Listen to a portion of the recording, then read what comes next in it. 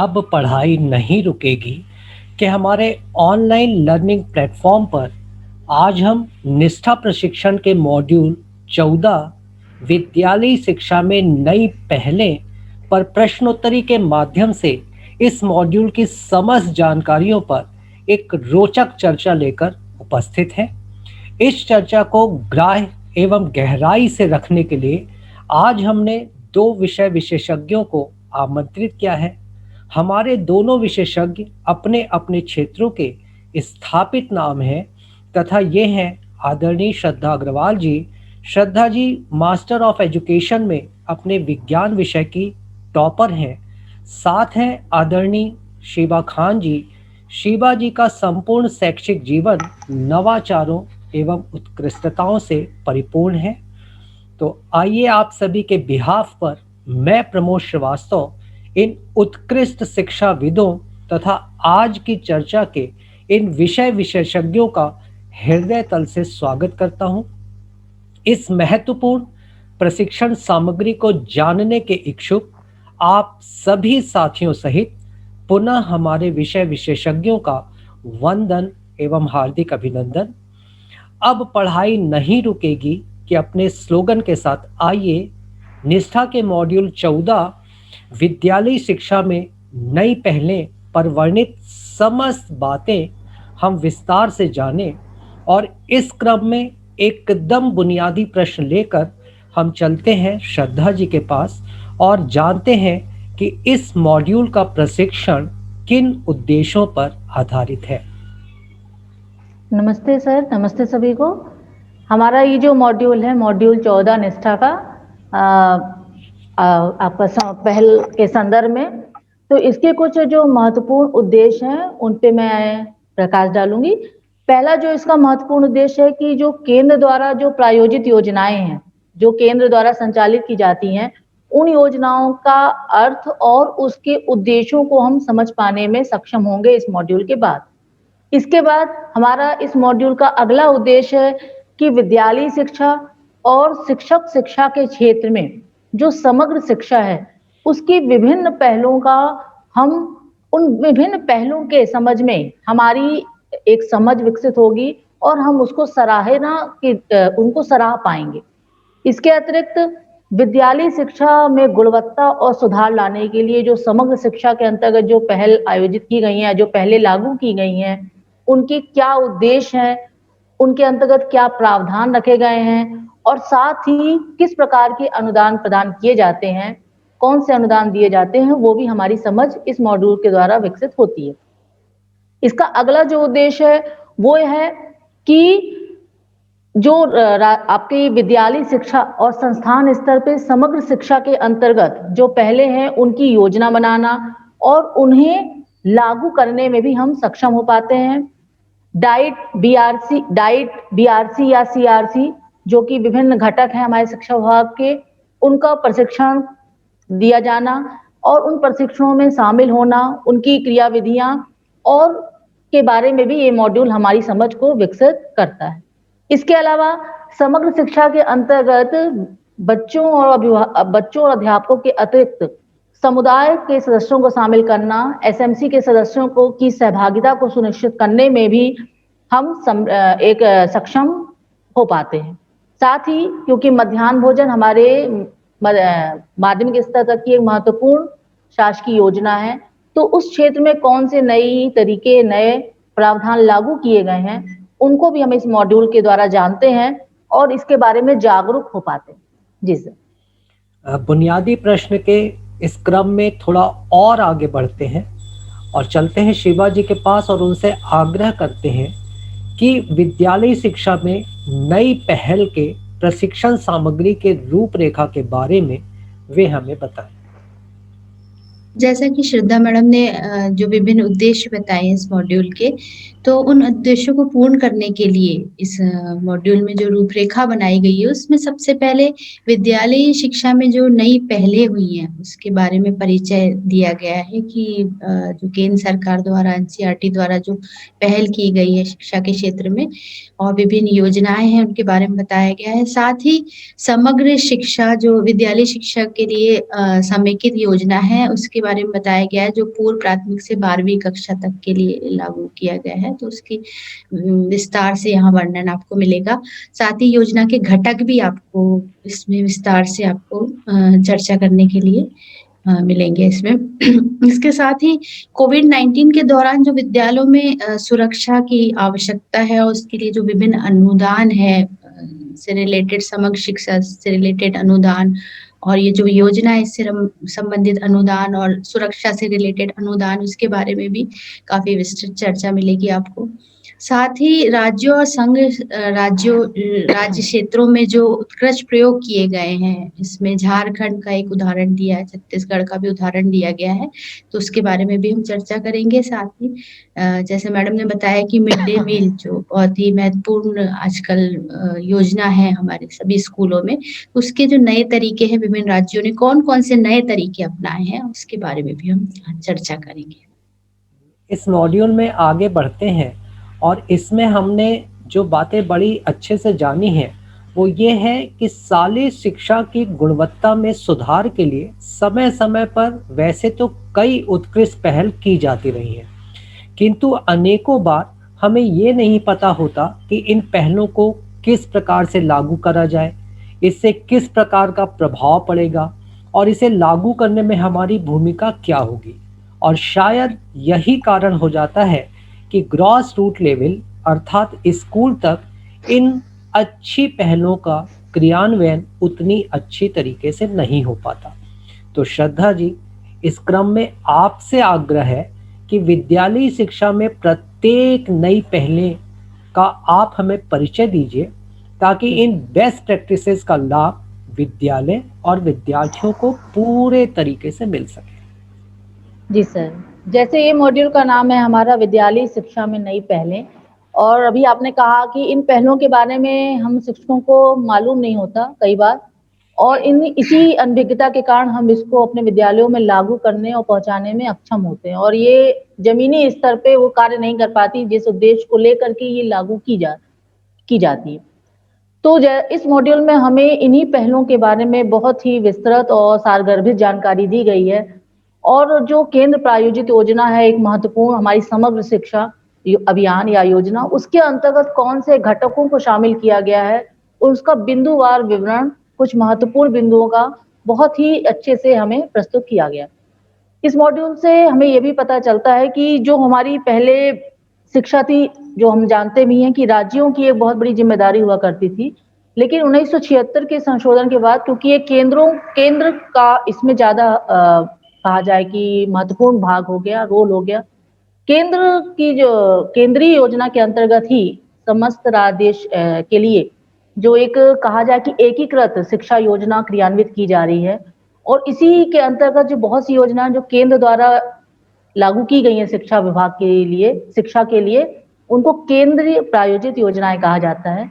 या इसको इस प्रकार से परिभाषित कर सकते हैं कि केंद्र प्रायोजित योजनाएं ऐसी योजनाएं हैं जो कि राज्यों द्वारा संचालित की जाती हैं, लेकिन इनका जो वित्त पोषण है वो केंद्र के माध्यम से किया जाता है।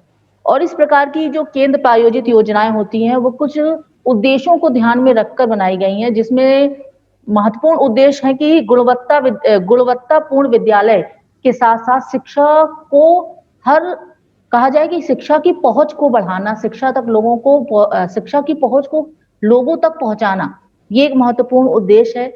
इसके अलावा वंचित समूह और जो कमजोर वर्ग के बच्चे हैं उनको समावेशित करते हुए साम्यता को बढ़ावा देना और साथ ही शिक्षा की गुणवत्ता में उत्तरोत्तर सुधार लाना, इन उद्देश्यों को ध्यान में रखकर केंद्र प्रायोजित योजनाओं का क्रियान्वयन किया जाता है। इसके अतिरिक्त जो अगर हम बात करें कि कौन सी केंद्र प्रायोजित योजना है, जिसमें अभी मैंने कहा कि समग्र शिक्षा योजना है, जिसके अंतर्गत पूर्व प्राथमिक शिक्षा है, पढ़े भारत बड़े भारत, स्कूलों में पुस्तकालय, खेलों और इत्यादि को बढ़ावा देना। तो ये कुछ महत्वपूर्ण घटक हैं जो समग्र शिक्षा योजना के अंतर्गत लागू किए गए हैं। इसके अतिरिक्त इस मॉड्यूल में हमें विभिन्न ऐसे मॉडल भी दिए गए हैं जो कि राज्य स्तर पे संचालित बहुत सी योजनाएं हैं या मॉडल हैं जो कि शिक्षा को की गुणवत्ता को बढ़ाने की दिशा में बहुत अच्छा कार्य कर रहे हैं। जैसे कि हमें झारखंड राज्य की योजना के बारे में बताया गया है, इसी विद्या वाहिनी जिसका नाम है, इसी तरीके से दूसरे राज्यों के द्वारा भी कौन से बहुत अच्छे मॉडल विकसित किए गए हैं शिक्षा के क्षेत्र में, वो हमें इस मॉड्यूल में रखे गए हैं, जो कि हमारे लिए एक प्रेरणा स्रोत है और हमें मार्गदर्शन भी हमारा करते हैं।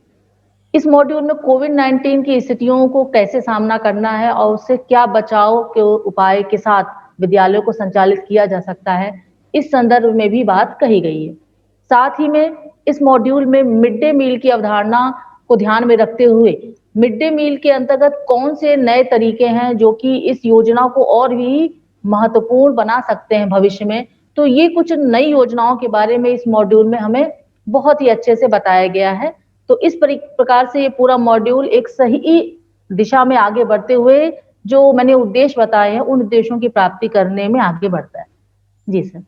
श्रद्धा जी केंद्र प्रायोजित योजनाओं के बारे में बात कर रही थी, तो यहाँ पर पूर्व प्राथमिक कक्षा से 12वीं कक्षा तक के विद्यार्थियों को स्कूली शिक्षा में समान अवसर प्रदान करने हेतु तथा स्कूलों की गुणवत्ता में सुधार के लक्ष्य के साथ 2018-19 में समग्र शिक्षा का शुभारंभ किया गया है।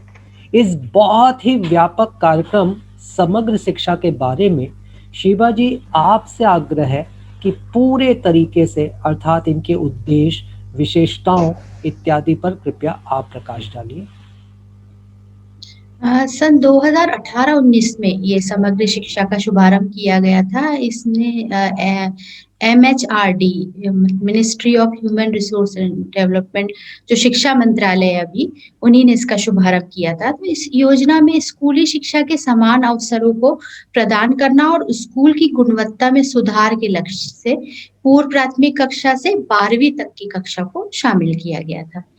यह सर्व शिक्षा अभियान यानी SSA जिसे शॉर्ट में कहा जा सकता है, और राष्ट्रीय मध्यम शिक्षा अभियान यानी RMSA और शिक्षक शिक्षा यानी टीचर एजुकेशन, इन 3 पूर्ववर्ती योजनाओं को एकीकृत किया गया है। तो इन तीनों को एकीकृत करके बनाया गया है। तो इस जो योजना का जो उद्देश्य है वो 2030 तक शिक्षा के लिए सतत विकास लक्ष्य को पूर्वी स्कूल से वरिष्ठ माध्यमिक स्तर तक समावेशी और न्याय संगत गुणवत्ता वाली शिक्षा सुनिश्चित करना है। तो यहाँ आप समझ सकते हैं कि ये कितनी महत्वपूर्ण योजना है। तो इस योजना के जो उद्देश्य इसमें मॉड्यूल में बताए गए हैं, वो उद्देश्य है गुणवत्तापूर्ण शिक्षा का प्रावधान और छात्रों के सीखने के प्रतिफलों में वृद्धि। फिर दूसरा, स्कूली शिक्षा में जो सामाजिक और लैंगिक अंतर है उसको पाटना। फिर तीसरा है स्कूली शिक्षा में इक्विटी और समावेश को सुनिश्चित करना। जैसे कि हम अभी देख ही रहे कि हमारे निष्ठा के बहुत सारे मॉड्यूल में इन्हीं सब जो विषयों पर हम काफी पहले विस्तृत चर्चा कर चुके हैं, और इसके उद्देश्य जो है उसी में शामिल है स्कूली प्रावधानों में न्यूनतम मानकों से उसको सुनिश्चित करना, स्कूली प्रावधान को। साथ ही वोकेशनलाइजेशन जैसे जिसे कहते हैं शिक्षा का व्यवसायीकरण, इसको भी बढ़ावा देना। फिर निःशुल्क और अनिवार्य शिक्षा यानी RTE 2009 में जो अधिनियम लागू किया गया था, उसके लिए शिक्षा के अधिकार को लागू करने के लिए राज्यों का समर्थन करना। तथा इसका जो लास्ट उद्देश्य है वो है शिक्षकों के प्रशिक्षण के लिए नोडल एजेंसी के रूप में SCRT या राज्य शिक्षा संस्थान और डाइट का सुदृढ़ीकरण करके उनका उन्नयन करना। ये जो योजना है इसमें जिसके उद्देश्य हमने अभी जाने, तो इसकी जो विशेषताएं हैं और हम थोड़ा सा उसके बारे में जानकारी हासिल करें कि इसकी जो विशेषताएं हैं, वरिष्ठ माध्यमिक स्तर तक के स्कूलों का विस्तार करना तथा उनका उन्नयन करना, ताकि गुणवत्तापूर्ण जो शिक्षा है वो हर प्रत्येक बच्चे प्रत्येक स्कूल के पास पहुंचे, वो मतलब उसकी सार्वभौमिक पहुंच हो। दूसरा, जो स्कूलों के जो निर्धारित मापदंड है उनके अनुरूप जो है उसका पर्याप्त बुनियादी ढांचा सुनिश्चित किया जाए, ताकि शिक्षक शिक्षा की गुणवत्ता में सुधार के लिए SCRT और डाइट जैसे शिक्षण संस्थान को मजबूत करना। फिर तीसरी इसकी विशेषता है जो सबसे महत्वपूर्ण है कि स्मार्ट क्लास, डिजिटल बोर्ड और DTH चैनलों के माध्यम से शिक्षा में डिजिटल प्रौद्योगिकी का उन्नत उपयोग करना, क्योंकि आज के समय में तो ये बहुत ही ज्यादा डिजिटल जो साधन है उनका उपयोग बहुत ज्यादा इम्पोर्टेंट हो गया है। फिर आरटीई अधिनियम के प्रावधानों में के कार्यान्वयन के लिए राज्यों और केंद्र शासित प्रदेशों का समर्थन करना, साथ ही जो दुर्गम क्षेत्र है जहाँ शिक्षा मतलब पहुँच बच्चों की बहुत मुश्किल हो पाती है या वहाँ स्कूल्स अवेलेबल जहाँ नहीं हो पाते हैं, तो वहाँ पर आवासीय विद्यालय और छात्रावास स्थापित करना। फिर शैक्षिक रूप से पिछले ब्लॉक, इकोनॉमिकली बैकवर्ड ब्लॉक जो हैं, वामपंथी प्रभावित क्षेत्र हैं, विशेष फ़ोकस जिले हैं, सीमावर्ती क्षेत्र हैं और नीति आयोग ने लगभग 117 जो आकांक्षात्मक जिलों का जो चिन्हित किया है उन्होंने, उनमें प्राथमिकता के साथ संतुलित शैक्षिक विकास को बढ़ावा देना, ये सब इसकी विशेषता है। केंद्र प्रायोजित एक बहुत ही व्यापक कार्यक्रम समग्र शिक्षा के बारे में हम विस्तार से बात कर रहे हैं। तो आगे बढ़ते हैं इस क्रम में और पढ़े भारत बढ़े भारत का एक महत्वपूर्ण संचालन है पूर्व विद्यालयी शिक्षा तथा पूर्व विद्यालयी शिक्षा को समग्र शिक्षा में भी एक महत्वपूर्ण घटक माना जाता है। तो श्रद्धा जी, कृपया समग्र शिक्षा के इस महत्वपूर्ण घटक तथा अन्य समस्त घटकों के बारे में कृपया आप थोड़ी चर्चा को विस्तार दीजिए। जी सर, समग्र शिक्षा योजना के तहत जैसे एक घटक आपने अभी बताया कि पूर्व प्राथमिक शिक्षा।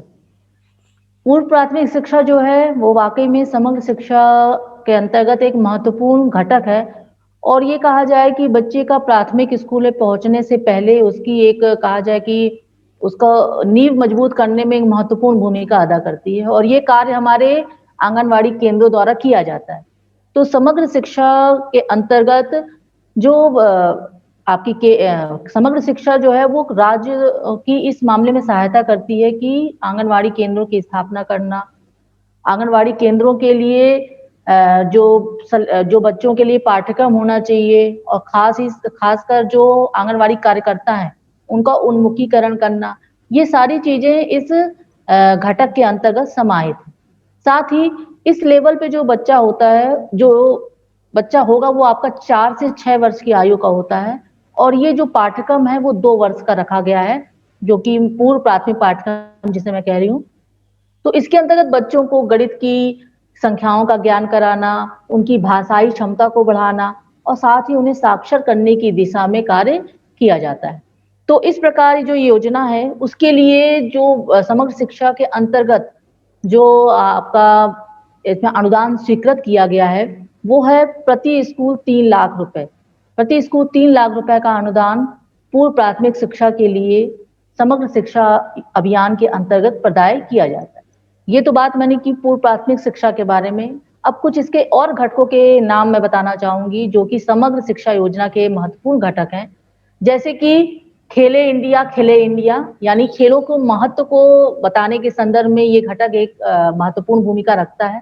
साथ ही मिश्रित ई विद्यालय अनुदान जो कि सभी स्कूलों को प्रदान किया जाता है।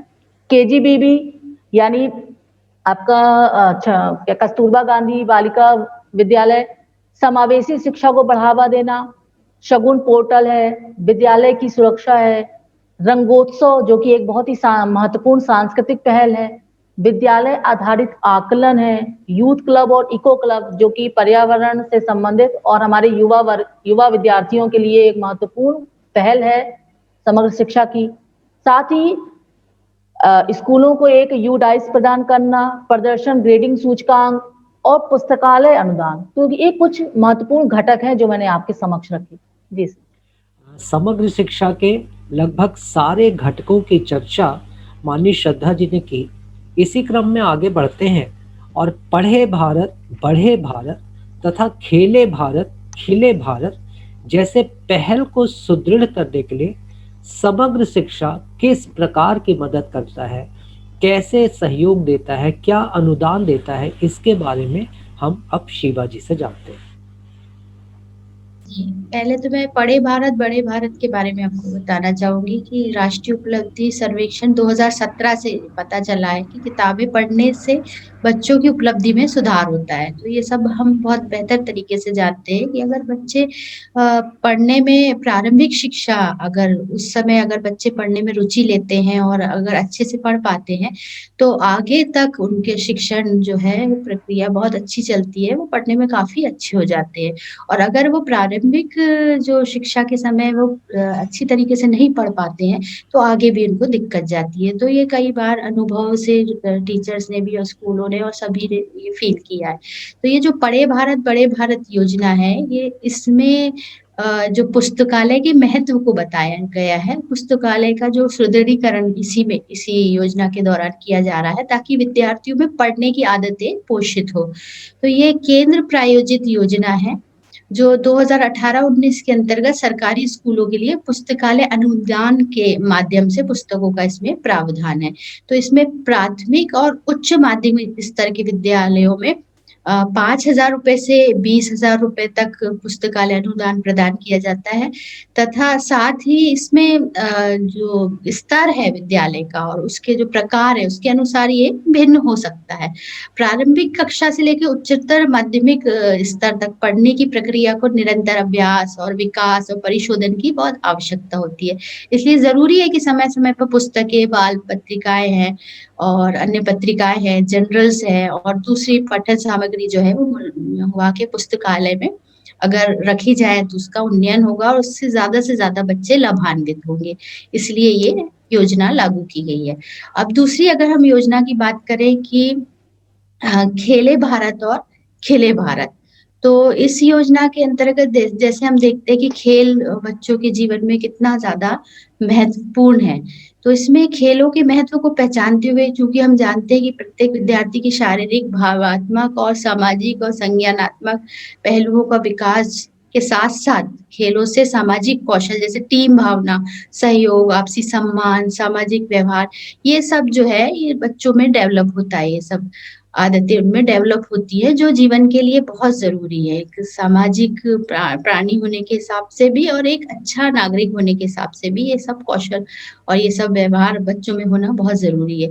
इसीलिए इसमें इंडोर और आउटडोर खेल के लिए कुछ ऐसे सस्ते उपकरण हैं जो स्कूल में अवेलेबल हो, इसके लिए जो अनुदान दिया जाता है उसमें प्राथमिक विद्यालयों के लिए 5,000 रुपए का आर्थिक अनुदान का प्रावधान है। फिर उच्च प्राथमिक विद्यालयों के लिए 10,000 रुपए का और माध्यमिक और उच्च माध्यमिक विद्यालयों के लिए 25,000 तक समग्र शिक्षा के अंतर्गत ये अनुदान प्रदान किया जाता है।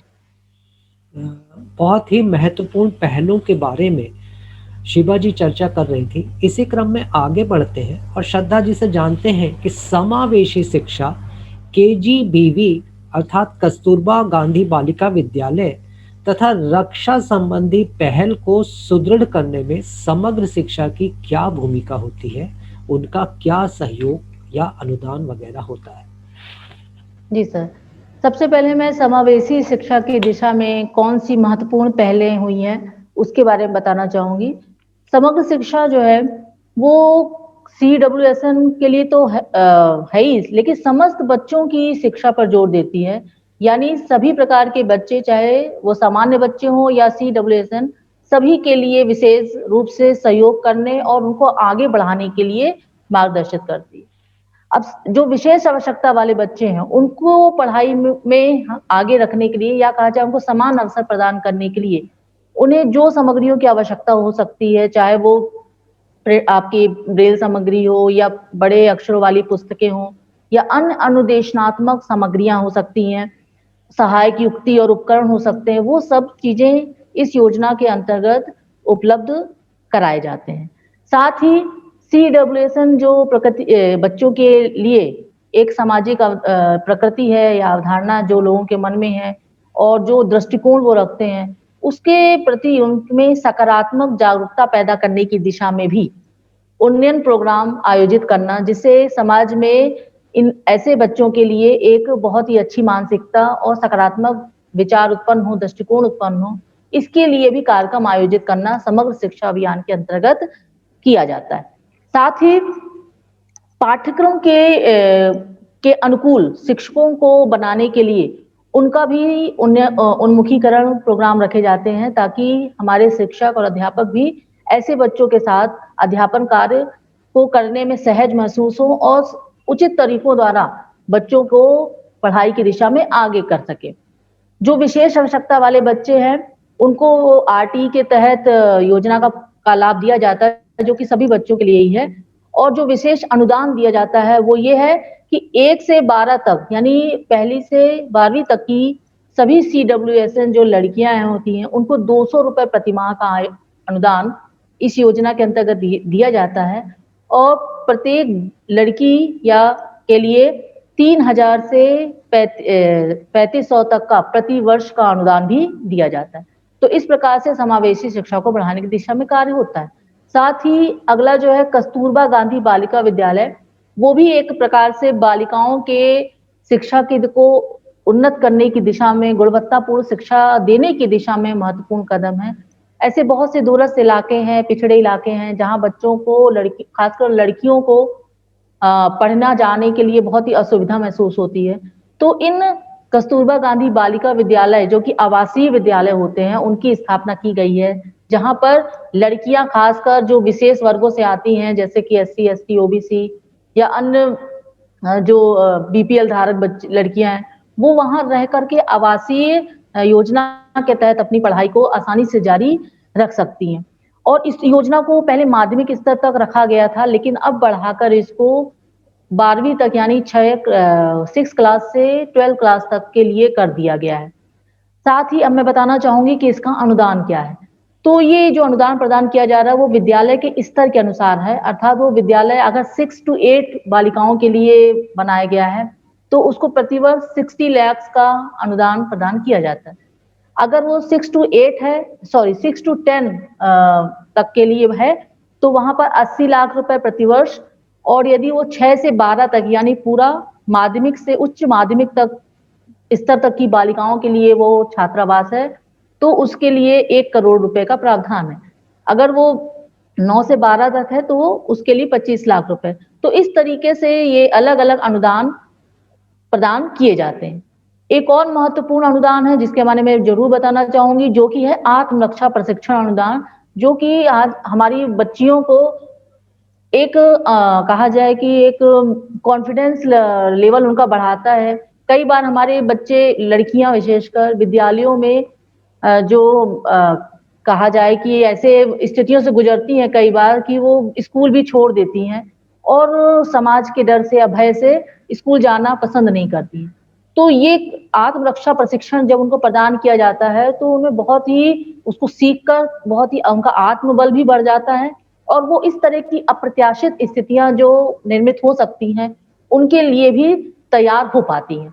तो आत्मरक्षा प्रशिक्षण के संदर्भ में अनुदान विद्यालयों को जो प्रदान किया जाता है वो है 3000 रुपए प्रति माह, और ये 3 महीने तक दिया जाता है। हर मतलब मेरा कहने का मतलब हुआ 3000 रुपए प्रति माह 3 महीने तक। तो इस तरीके से लड़कियों को प्रशिक्षित किया जाता है, और ये खासकर 6 to 12 की लड़कियों के लिए विशेष महत्वपूर्ण हो जाता है। जी सर। मॉड्यूल 14 की विषय वस्तु विद्यालयी शिक्षा में नई पहल के अंतर्गत अभी तक हमने कई सारी पहलों पर चर्चा की। हमने चर्चा की पढ़े भारत बढ़े भारत, खेले भारत खिले भारत, समावेशी शिक्षा, कस्तूरबा गांधी बालिका विद्यालय, रक्षा संबंधी पहल। तो इसी पहल में आगे बढ़ते हैं और बात करते हैं हम एक नई पहल विद्यालय सुरक्षा की। लेकिन जब भी हम विद्यालय सुरक्षा की बात करते हैं तो कई बार इसमें हमारा आशय संरचनागत और भौतिक सुरक्षा तक सीमित कर एक संकुचित दृष्टिकोण इस मुद्दे पर अपनाया जाता है। तो शिवा जी, इस मुद्दे पर समग्र शिक्षा का रुख तथा सहयोग के बारे में कृपया आप हमें बताइए। आपके प्रश्न का उत्तर देने के पहले मैं ये बताऊँगी कि पिछले प्रश्न में मैं मिश्रित विद्यालय अनुदान के बारे में बताना भूल गई थी। तो पहले मैं वो बता दूँ कि पहले अलग-अलग मद में अलग-अलग अनुदान आया करता था, जैसे मरम्मत के लिए आकस्मिक निधि और इंटरनेट वगैरह इन सब के लिए अलग अनुदान आया करता था। पर आजकल विगत शायद 2 वर्षों से मेरे जहाँ तक ख़्याल है मिश्रित विद्यालय अनुदान आना शुरू हो गया है, जिसमें बिजली का शुल्क, इंटरनेट, पानी, मरम्मत, शिक्षक सहायक सामग्री, खेल उपकरण ये सबको मिलाकर मिश्रित रूप से अनुदान आता है। तो ये जो है ये इसका नामांकन जो स्कूल में बच्चों का है उसके आधार पे ये अनुदान निर्धारित किया गया है। जैसे 6 जो विद्यार्थी वाले नामांकन वाली जो स्कूल है उनके लिए 25,000 रुपए, 250 विद्यार्थी वाले नामांकन के लिए 50,000 रुपए और जो 1,000 तक के नामांकन वालों के लिए 75,000 और इससे आगे के लिए मतलब 1,000 से अधिक के लिए 1 लाख रुपए का प्रावधान है। अब बात करते हैं आपके प्रश्न की विद्यालय सुरक्षा जैसा कि आपने कहा कि हाँ, संरचनागत और भौतिक सुरक्षा तक ही ये सीमित रह गया है, लेकिन वास्तव में एक जब स्कूल का माहौल ऐसा हो जहाँ पर बच्चा निर्भय होके पढ़ रहा हो, जहाँ उसे पूरी तरीके से सुरक्षित माहौल मिल रहा हो, तो वहाँ उसका जो पढ़ना है आनंददायी और रुचि पूर्वक वातावरण जिसके हम बारे में बात करते हैं, तो साथ ही भय मुक्त वातावरण। तो ये जो है इस विद्यालय सुरक्षा के अंतर्गत ये पॉइंट आते हैं। तो ये सुरक्षा में केवल शारीरिक दंड ही नहीं शारीरिक हिंसाएँ यानी यौन संबंधी भी हो सकती है, फिर मनोवैज्ञानिक और भावनात्मक हिंसा, इन सब को अगर मिक्स किया जाए तो ये सब सुरक्षा बच्चे को देना बहुत अनिवार्य है। तो इस सुरक्षा में अगर हम आदर्श स्थिति की बात करें तो हर विद्यालय में काउंसलर उपलब्ध कराए जा सकते हैं। लेकिन चूँकि हम देख रहे हैं हमारे देश की ऐसी स्थिति है कि प्रशिक्षित काउंसलरों की बहुत ज़्यादा कमी है, तो ये वर्तमान में ये चीज़ संभव नहीं है। तो विद्यालय के अंदर ही अगर हम पहले चरण में ही काउंसलर के रूप में अगर जो शिक्षक अगर उस रूप में कार्य करें और उनको अगर संवेदनशील बनाया जाए, तो ये बहुत ही बेहतर होगा। ताकि वो विद्यार्थियों की ओर से अगर कोई भी उनको संकेत मिलता है या कुछ ऐसा समझ में आता है कि बच्चा कुछ परेशान है, कुछ उसका व्यवहार चेंज हो रहा है, तो वो उसके लिए उसके साथ संलग्न होने के लिए स्वयं को उन्मुख कर सकते हैं। तो इसीलिए एकीकृत शिक्षक प्रशिक्षण कार्यक्रम के तहत शिक्षकों को परामर्श, पॉक्सो अधिनियम, जेजे अधिनियम, विद्यालय सुरक्षा दिशा निर्देश हेल्पलाइन और आपातकालीन नंबर शिकायतों के लिए शिकायत या सुझाव पेटिका आदि का प्रावधान की ओर उनको उन्मुख किया जा रहा है। तो इस उद्देश्य से कक्षा 1 से 12 तक के सभी स्कूलों में 1,000 रुपए प्रति शिक्षक प्रदान किया जा रहा है। इसके अलावा प्रत्येक विद्यालय को एक सुरक्षा बोर्ड भी बनाना है जिसमें कि हेल्पलाइन सभी और आपातकालीन नंबर उसमें इंक्लूड हो और व्यक्तियों से संपर्क प्रदर्शित हो सके। इसके लिए भी अलग से 500 रुपए प्रति विद्यालय दिया जा रहा है। आप दोनों ही विशेषज्ञों से अभी तक की हुई व्यापक चर्चा में हमने जाना कि समग्र शिक्षा में बच्चों के चहुमुखी विकास हेतु आवश्यक प्रत्येक पहलुओं पर ध्यान दिया गया है। तो श्रद्धा जी, कृपया आप हमें बताइए कि समग्र शिक्षा के तहत सांस्कृतिक और पर्यावरण संबंधी किस प्रकार की पहल की गई है? सांस्कृतिक जो पहल है उसका नाम है रंगोत्सव। जैसे इसका नाम ही स्पष्ट है, रंगों का उत्सव, और ये रंग हमारे देश की विविधता के रंग हैं। हमारा देश इस विविध रंगों से परिपूर्ण है। तो हमारे जो युवा शिक्षार्थी हैं उनको हमारे देश की विविधताओं से परिचय कराना, हमारे देश की संस्कृति से परिचय कराना, ये बहुत आवश्यक है। और इस दिशा में ये जो रंगोत्सव है वो महत्वपूर्ण भूमिका निभाता है। इस रंगोत्सव के माध्यम से हमारे युवा विद्यार्थियों को विभिन्न अपनी जो छुपी हुई प्रतिभाएं हैं उनको प्रदर्शित करने का अवसर मिलता है। साथ ही हमारे शिक्षक हैं या कहा जाए कि जो छात्र हैं और अन्य कोई भी कर्मचारी, वो अपनी अपनी प्रतिभा को दिखाने के लिए रंगोत्सव उन्हें एक मंच प्रदान करता है। इसके अतिरिक्त बच्चों को उनकी उम्र के अनुसार हमारे देश के रीति रिवाजों, संस्कृति, वेशभूषा, विभिन्नताओं, इन सब का भी परिचय इस रंगोत्सव के माध्यम से होता है, जो कि बच्चों के लिए एक जीवंत वातावरण होता है। कक्षा का एक वातावरण या स्कूल का एक वातावरण सजीव हो उठता है इन कलाओं के प्रदर्शन के माध्यम से। साथ ही इन कलाओं के माध्यम से भले वो रंगोत्सव के अलावा भी इन कलाओं का यदि उपयोग किया जाता है, तो एक विद्यालयी शिक्षा जो होती है बहुत ही रुचिकर और बहुत ही सहज बन सकती है।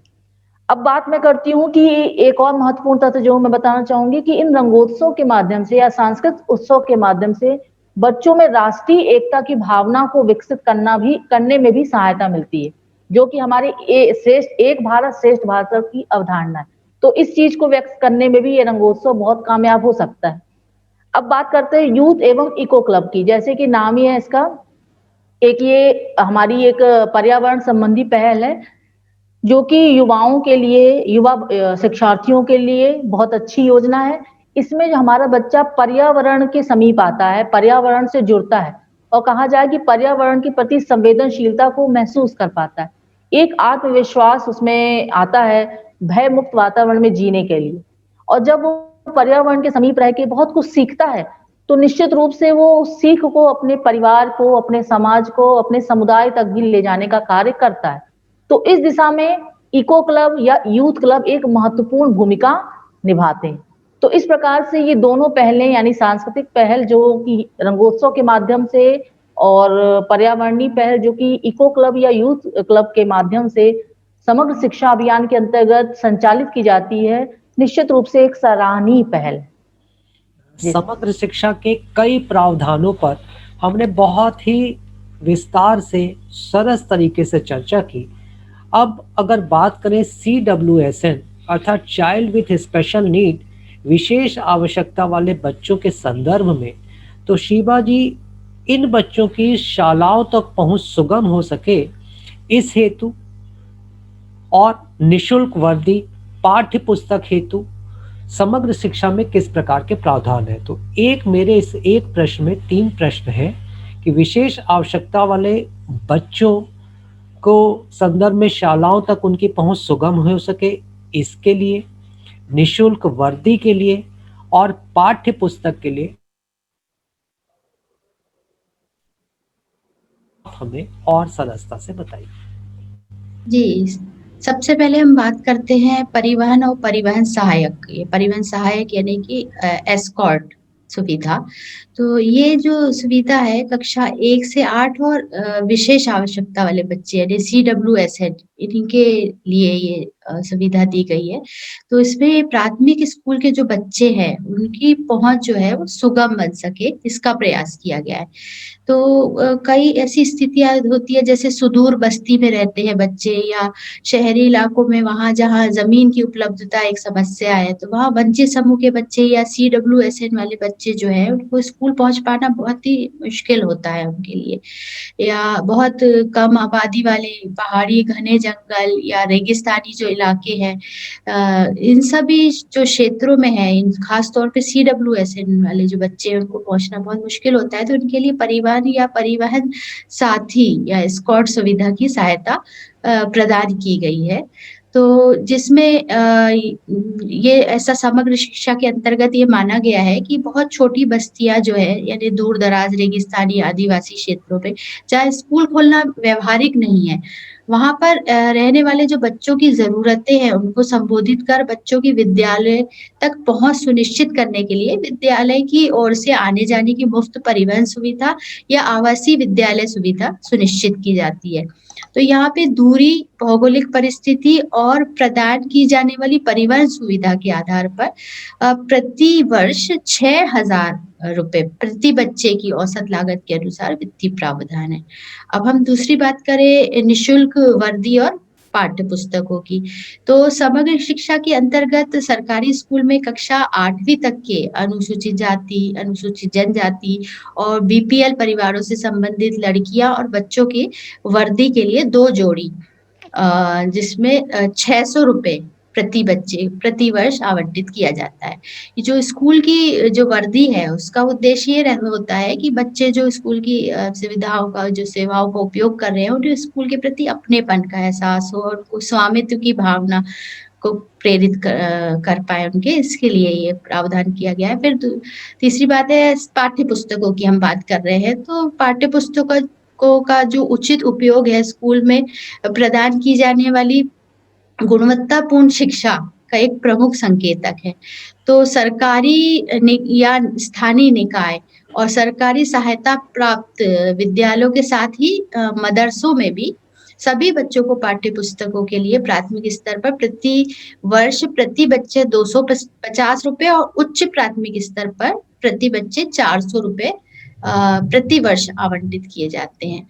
तो और इसके साथ ही जो शिक्षण के माध्यम में जिन राज्यों में भाषा व अंग्रेजी भाषा में आसानी से ट्रांज़ैक्शन हेतु जनजाति भाषाओं में सेतु की सामग्री के बतौर तैयार की गई जो आरंभिक पुस्तकें हैं, जिन्हें प्राइमर भी कहा जाता है, तो वो कक्षा 1 और 2 के लिए है, तो उसके लिए 200 रुपए प्रति बच्चे के साथ वो उपलब्ध होंगी।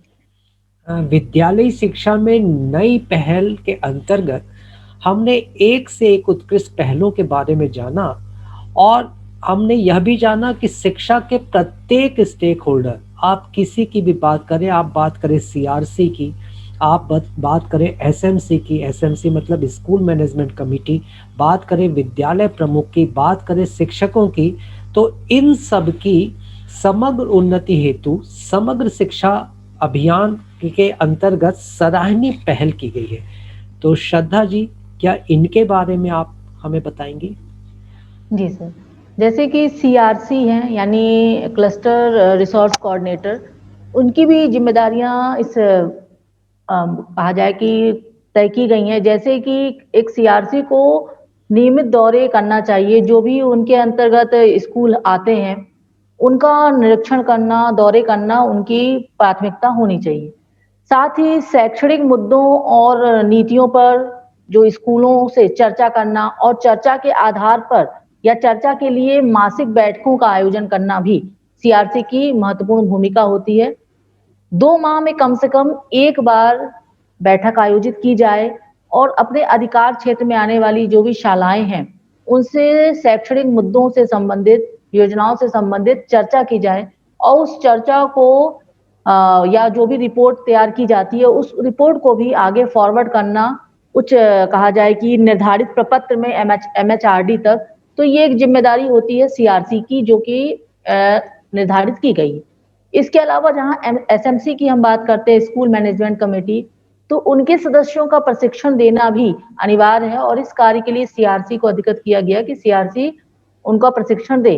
और इस कार्य के लिए जो बैठकों का आयोजन किया जाएगा वो राज्य सरकार द्वारा निर्धारित तिथियों में किया जाता है और एक साल में 3 बार यानी कहा जाए कि तिमाही बैठकों का आयोजन किया जाता है, जिसकी तिथियों का निर्धारण राज्य सरकार द्वारा ही किया जाता है।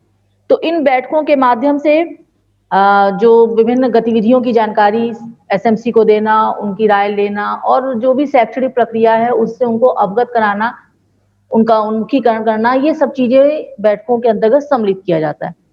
जैसे मैंने भी कहा कि एक वर्ष में 4 बैठकें आयोजित होंगी और जो बैठकों के अंतर्गत जो भी निर्णय लिए जाएंगे उन निर्णयों को उच्च शिक्षण संस्थान तक पहुंचाने का कार्य भी सीआरसी का होता है। अब इस कार्य के लिए भी जो अनुदान प्रदान किया जाता है वो प्रति वर्ष 3,000 रुपए प्रति विद्यालय को के मानदंड प्रति विद्यालय 3,000 रुपए प्रदान किए जाते हैं। अब मैं बात करती हूँ हमारे स्कूल हेड्स और टीचर्स के लिए भी प्रशिक्षण के लिए निष्ठा कार्यक्रम जो चल रहा है, हम सभी इससे अवगत हैं और इसको ले भी रहे हैं। तो ये हमारे स्कूल हेड और हम सभी टीचर्स के लिए बहुत ही महत्वपूर्ण योजना है जो कि ऑनलाइन और ऑफलाइन दोनों ही संचालित हुई है। पहले ये ऑफलाइन किया गया है लेकिन कोरोना काल के कारण इसको ऑनलाइन किया गया और इसका लक्ष्य है लगभग 42 लाख शिक्षकों को प्रशिक्षित करना।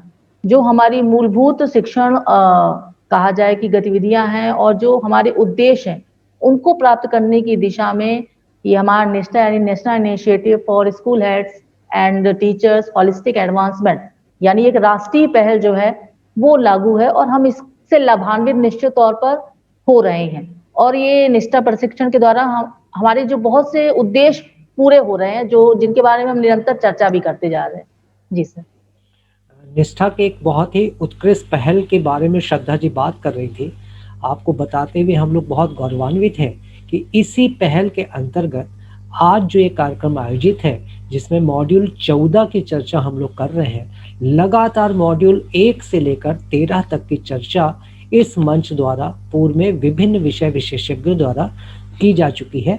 चलिए बात को आगे बढ़ाते हैं और शालाओं के आंकड़े, जवाबदेही और पुरस्कार के लिए विकसित जो यूडाइस है, यूडाइस मतलब unified district information on school education, तथा पीजीआई मतलब परफॉर्मेंस ग्रेडिंग सिस्टम, इनके बारे में शिवा जी थोड़ा हमें आपसे जानना है, तो कृपया इस बारे में बताइए। जो यूडाइस जो अभी प्रपत्र के रूप में भरा जाता है, उसके द्वारा देश के सभी स्कूलों का जो डेटा है, आंकड़ा एकत्रित किया जाता है। तो इन फ्यूचर उसमें ये योजना है कि ये जो है एप्लीकेशन, यूडाइस एप्लीकेशन के रूप में हो, ऑनलाइन किया जाएगा। साथ ही धीरे-धीरे इसमें वास्तविक समकालिक आंकड़ा एकत्रित करने की दिशा में ये आगे बढ़ेगा। तो इसका जो मुख्य उद्देश्य है आंकड़ा संग्रह करना।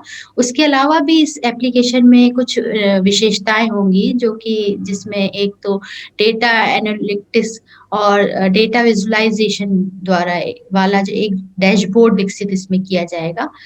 और इसमें जो बीते वर्ष है, पूर्व के जो वर्ष हैं, उसके रुझान का अध्ययन करने और वृद्धि की निगरानी करने के लिए फिर समय श्रृंखला आंकड़ा शामिल होगा। साथ ही प्रगति के प्रमुख प्रदर्शन संकेतों की सहायता से ये देखा जाएगा। फिर इसमें सिस्टम को जीआईएस मैपिंग से भी जोड़ा जाएगा और विद्यालय रिपोर्ट कार्ड भी इसी में बनाए जाएँगे। और एक और उसकी मुख्य विशेषता है कि आंकड़ा गुणवत्ता सुनिश्चित करने के लिए मोबाइल ऐप सहित तीसरे पक्ष द्वारा सत्यापन के लिए एक अलग से मॉड्यूल भी इसमें विकसित किया जाएगा। अब यूडाइस के बाद बात करते हैं हम पीजीआई की, परफॉर्मेंस ग्रेडिंग इंडेक्स। ये जो पीजीआई है, इसमें विद्यालय में 70 संकेतक के प्रदर्शन के आधार पर राज्य और संघ राज्यों को ग्रेड तैयार करने के उद्देश्य से ये तैयार किया गया है। तो इसमें जो सूचकांक है, वो राज्यों के संघ और संघ राज्य देशों को ग्रेड प्रदान किया जाएगा। तो एक ओर से अगर देखा जाए तो इसमें एक से अधिक जो राज्य और संघ राज्य क्षेत्र जो है, एक ही इस पे ग्रेड पे रहने की इनको सुविधा प्राप्त होगी और इसी तरीके से राज्य और संघ राज्य जो है उनको अंततः उच्चतम स्तर तक भी वो पहुंच जाएंगे। तो पीजीआई की जो कल्पना है वो एक ऐसे उपकरण के रूप में की गई है कि राज्यों और संघ राज्य क्षेत्रों की कुछ प्रथाएं, जैसे कि शिक्षकों की ऑनलाइन भर्ती हुई, स्थानांतरण और छात्रों और शिक्षकों की इलेक्ट्रॉनिक उपस्थिति, इन सबको अपनाने के लिए भी प्रोत्साहित करेगा। साथ ही जो पीजीआई में जो 70 संकेतक जिनकी मैं बात कर रही थी, उनको 2 श्रेणियों में विभाजित किया गया है, जिसमें पहली श्रेणी है प्रतिफल और दूसरी है शासन प्रक्रियाएँ। तो जो प्रतिफल है उसको भी 4 उपवर्गों में विभाजित किया गया है। पहला सीखने के प्रतिफल, दूसरा पहुँच के प्रतिफल, तीसरा बुनियादी संरचना और सुविधाएँ और चौथा इक्विटी प्रतिफल यानी साम्यता के। और जो दूसरी श्रेणी जिसकी बात कर रहे थे हम शासन प्रक्रियाएँ, उसमें जो उसके बारे में है कि उपस्थिति और शिक्षकों की पर्याप्तता, प्रशासनिक पर्याप्तता, प्रशिक्षण, जवाबदेही और पारदर्शिता, ये सब इसमें शामिल है। और ये जो पूरे जो 70 संकेतक जिनकी हम बात कर रहे थे, तो इसमें अधिकतम प्राप्तांक 1000 है, जिसमें हर प्रत्येक संकेतक को या तो 20 या 10 अंक दिए गए।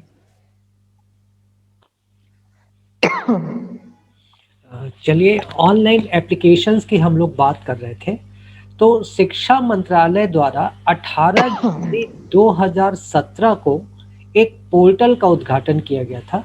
श्रद्धा जी, आप समझ ही गई होंगी कि हम शगुन पोर्टल के बारे में बात कर रहे हैं।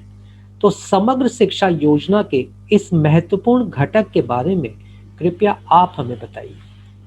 जी सर, शगुन पोर्टल जैसे कि अभी आपने बताया कि 18 जनवरी 2017 को अस्तित्व में आया है शिक्षा मंत्रालय द्वारा, और इसके अंतर्गत जो मॉड्यूल रखे गए हैं वो है आपके पहला नवाचार भंडार और दूसरा है ऑनलाइन निगरानी। जैसे नाम से स्पष्ट है, पहला है नवाचार भंडार। भंडार मतलब समूह कहा जाए कि जहां एकत्रीकरण होता हो। तो इस मॉड्यूल के अंतर्गत जो विभिन्न राज्य हैं या संघ राज्य हैं, उनके द्वारा विपरीत परिस्थितियों में किस प्रकार के नवाचार किए गए, किस प्रकार के मॉडल निर्मित किए गए, उनको यहाँ पर जगह दी गई है। और ये मॉडल या नवाचार जो हैं वो और लोगों के लिए भी प्रेरणा स्रोत हैं, और इनके द्वारा बृहद पैमाने पर कहा जाए कि दूसरों तक ले जाने की एक क्षमता जो है वो डेवलप होती है कि जब व्यक्ति इन मॉडलों को देखता है, तो उसको अपने विद्यालय में भी लागू करने के लिए प्रोत्साहित होता है। इसके अलावा बहुत सी सकारात्मक कहानियाँ हैं और बहुत कुछ है इस मॉडल के अंतर्गत या नवाचार जो भंडार की मैं बात कर रही हूँ। और ये नवाचार भंडार के अंतर्गत विभिन्न प्रकार की केस स्टडी हो सकती है या कुछ वीडियो हो सकते हैं, चित्र हो सकते हैं, जो कि नवाचारी गतिविधियों को प्रोत्साहित करते हैं। तो इस मॉड्यूल के अंतर्गत ऐसी चीज़ों को रखा गया है और उसको अन्य शिक्षकों तक, अन्य संस्थाओं तक पहुँचाने का कार्य किया जाता है। अर्थात व्यक्ति इस मॉड्यूल के माध्यम से बहुत कुछ सीखने की दिशा में बढ़ जाता है। दूसरी चीज़ है ऑनलाइन निगरानी। जैसा कि नाम से स्पष्ट है, निगरानी करना कहा जाए कि जाँच करना, पड़ताल करना या निगरानी करने का आप मतलब समझ गए होंगे। तो यहाँ पर जो ऑनलाइन निगरानी की जाती है इस मॉड्यूल के माध्यम से, वो स्कूल का जो प्रबंधन है, चाहे वित्त प्रबंधन हो रहा हो या फिर शैक्षिक प्रबंधन है, उसकी निगरानी की जाती है। विभिन्न ग्राफिक्स के मदद मदद से उसको प्रदर्शित किया जाता है। जैसे कि बच्चों का जो नामांकन है, उसमें कमी आ रही है या बढ़ोतरी हो रही है। स्कूलों में कितना नामांकन हो रहा है, चाहे प्राइवेट स्कूल हो या फिर गवर्नमेंट स्कूल हो। इसी के साथ-साथ शिक्षकों की वेतन इत्यादि की निगरानी या उसकी तुलना करना, सीखने के परिणामों पर कितना खर्च किया जा रहा है। तो ये तमाम मुद्दे रहते हैं जिनकी निगरानी इस ऑनलाइन निगरानी मॉड्यूल के अंतर्गत की जाती है। तो यह जो मैंने आपको 2 शगुन पोर्टल के अंतर्गत बताया, ये बहुत ही महत्वपूर्ण मॉड्यूल बताए गए हैं। जी सर। समग्र शिक्षा को लागू करते समय शिवा जी, राज्य और केंद्र शासित प्रदेशों के उत्कृष्ट प्रयोगों को भी देखा गया है। तो ऐसे कुछ प्रयोगों की चर्चा आप करना चाहेंगे? जी, ये जो उत्कृष्ट प्रयोगों की आप बात कर रहे हैं, तो उनमें से एक जो प्रयोग है, वो जो झारखंड में लागू किया गया है, जिसे कहा गया है ई-विद्या वाहिनी। तो ये झारखंड में विकसित एक एकीकृत एमआईएस मंच है। ये स्कूल शिक्षा विभाग झारखंड है, वहाँ राष्ट्रीय सूचना विज्ञान केंद्र, आईटी विभाग, ई-गवर्नेंस टेक्नोलॉजी प्राइवेट लिमिटेड और स्कूल लैब और एक निगरानी ऐप, वेब पोर्टल और डैशबोर्ड, इनका एकीकृत सहयोगात्मक प्रयास है। तो इसमें व्यक्तिगत रूप से शिक्षकों, छात्रों और स्कूल की जानकारी जो है वो शामिल रहती है। साथ ही इसमें जो आवेदन है वो ऑनलाइन भी और ऑफलाइन दोनों ही मोड पे काम करता है। इसके तहत स्कूलों और छात्रों की जो उचित निगरानी के लिए अलग-अलग निरीक्षण मॉड्यूल भी बनाए गए हैं। और बीआरपी, सीआरपी द्वारा लगातार स्कूल की दिन-प्रतिदिन वो निगरानी करते हैं। इससे स्कूल की गुणवत्ता में भी सुधार हो रहा है। तो इस पहल का जो प्रमुख प्रभाव है कि वे झारखंड के सभी स्कूलों को जोड़ता है और इसमें जो लाइव जो स्कूल निरीक्षण का जो डेटा उस पे नज़र रखी जाती है, तो इससे जो जवाबदेही है लोगों की सीखने के प्रतिफल भी लगातार देखते रहते हैं, ज्ञान सेतु पे क्या क्रियान्वयन है, उस पे भी नज़र रखते हैं, तो ये जवाबदेही बहुत बढ़ गई है। इसके अलावा अगर बात करें राज्य की जो उत्कृष्ट पहल है, उसमें छत्तीसगढ़ की हम बात करें, जिसमें छत्तीसगढ़ ने सरकार ने वहाँ के स्कूल शिक्षा विभाग ने छात्रों के बड़े हित में एक पढ़ाई त्योहार द्वार यानी ई प्लेटफ़ॉर्म की सुविधा शुरू की है। तो इससे अब छात्र जो है ई प्लेटफ़ॉर्म पे अपनी पढ़ाई जारी रख सकेंगे और सबसे महत्वपूर्ण ये है कि इस पोर्टल का उपयोग जो है लॉकडाउन अवधि के साथ-साथ शिक्षा की गुणवत्ता में भी सुधार के लिए किया जाएगा। तो निश्चित ही वो इस वक़्त भी वो बहुत ही महत्वपूर्ण ये रोल अदा कर रहा होगा बच्चों की पढ़ाई के लिए। इस ई-लर्निंग प्लेटफ़ॉर्म के माध्यम से शिक्षकों और बच्चों के वीडियो व्याख्यान और सिमुलेशन, एनिमेशन, वर्कशीट, पॉडकास्ट आदि सभी के रूप में शिक्षण सामग्री प्रदान की जाती है और छात्रों को ऑनलाइन इंटरैक्टिव कक्षाओं के लिए वीडियो कॉन्फ्रेंसिंग के माध्यम से भी जोड़ा जाता है। इस तरह हम देखते हैं कि कितनी अच्छी-अच्छी नई पहलें आ चुकी हैं और भी कई राज्यों में हो सकता है इस क्षेत्र में काम चल रहा हो जो नज़दीक ही हो सकता है हमारे सामने ये बातें आएँ कि और कौन-कौन से नए पहल की जा रही है विभिन्न राज्यों और केंद्र शासित प्रदेशों द्वारा। निष्ठा के ऑनलाइन प्रशिक्षण मॉड्यूल 14 पर बड़े ही विस्तार पूर्वक चर्चा करते हुए हमने विद्यालय शिक्षा में लगभग समस्त नई पहलों के बारे में जानकारियां इकट्ठी कर ली हैं। अब हम अंतिम चरण पे हैं तो यहाँ पर एक बहुत ही लोकप्रिय योजना उसकी चर्चा भी किया जाना उचित होगा। ये जो लोकप्रिय योजना है उसका नाम है मिड डे मील। तो इस योजना के अंतर्गत सम्मिलित जो भी नए तरीके हैं उसके बारे में श्रद्धा जी कृपया आप हमें कुछ बताइए। जी सर। पहले मिड डे मील योजना केवल प्राथमिक बच्चों के लिए थी, लेकिन बाद में इसको, जैसा कि आप जानते हैं कि 2008-9 में इसको उच्च प्राथमिक स्तर तक बढ़ा दिया गया और वास्तव में उसी समय से इसका नाम मिड डे मील स्कीम या रखा गया है। तो मिड डे मील स्कीम जो है बच्चों में पोषण की गुणवत्ता को बढ़ाने की दृष्टिकोण से, बच्चों में जो भूख लगने की जो जिसके कारण स्कूल भी कई बार वो नहीं आते थे, तो उस समस्या को हल करना महत्वपूर्ण इसके उद्देश्य थे कि मिड डे मील योजना काफी सफल रही हमारी।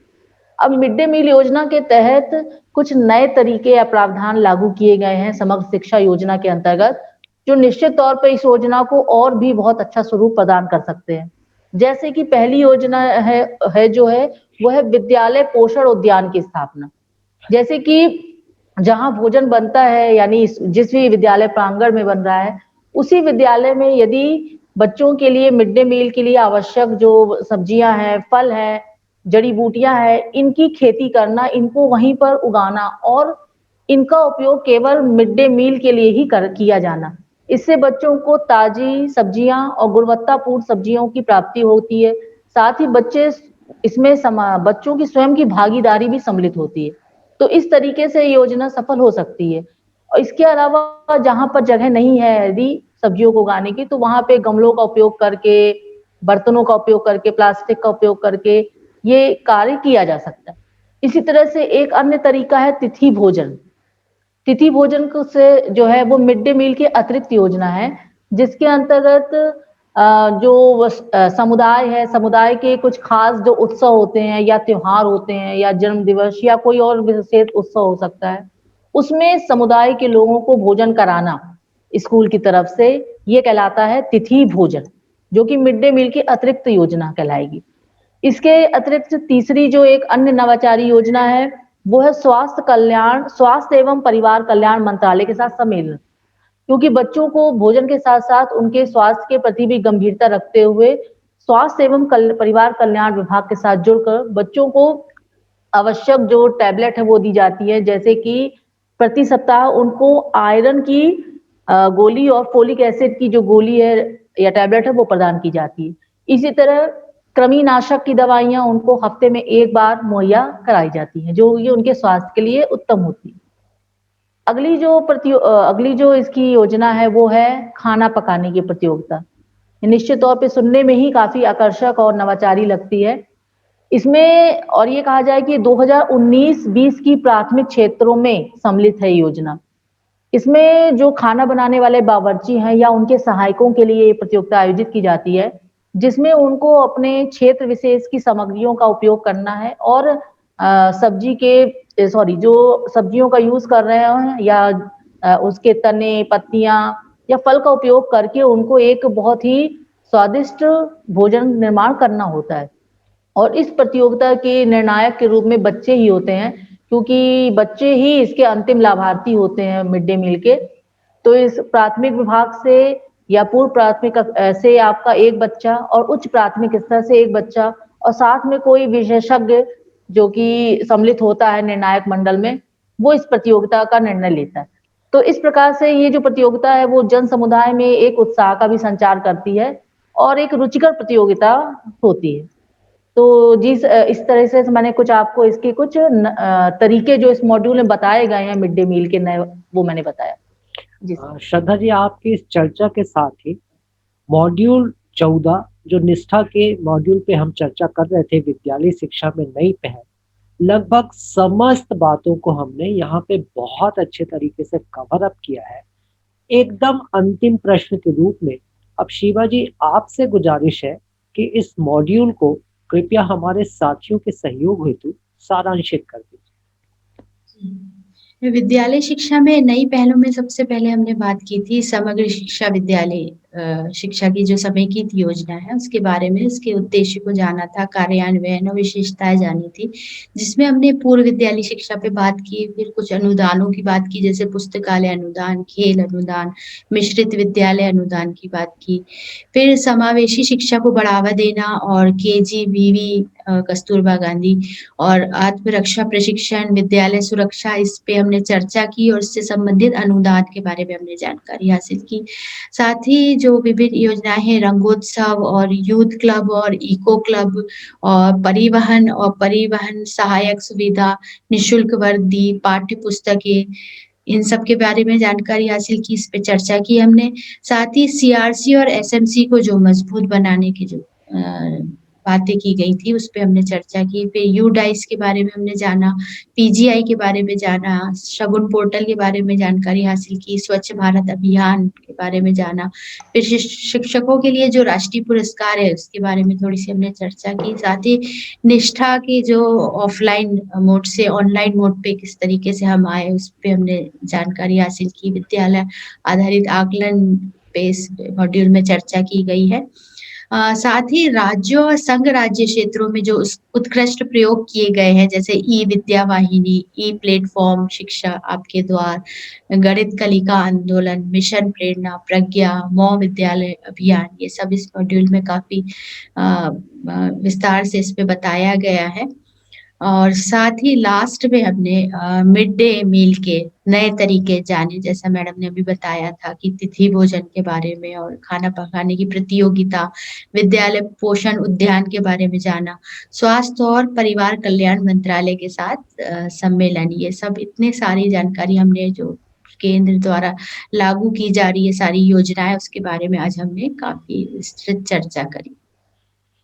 अब पढ़ाई नहीं रुकेगी कि हमारे लर्निंग प्लेटफॉर्म पे निष्ठा ऑनलाइन प्रशिक्षण के मॉड्यूल 14 विद्यालयी शिक्षा में नई पहल पर आज हम काफी विस्तार पूर्वक चर्चा कर रहे थे और आज की हमारी इस चर्चा में हमारे विशेषज्ञ माननीय शीबा खान मैम और माननीय श्रद्धा अग्रवाल मैम ने मॉड्यूल की समस्त वर्णित बातों को बहुत ही ग्राह्यता और सरसता के साथ समझाया। तो बारी है उनके प्रति कृतज्ञता ज्ञापित करने की और आप सभी के बिहाफ पर मैं प्रमोद श्रीवास्तव आज के हमारे इन विशेषज्ञ द्वयों का हृदय तल से आभार व्यक्त करता हूँ। इनको बहुत बहुत आभार और साधुवाद। जय हिंद, जय भारत। नमस्ते।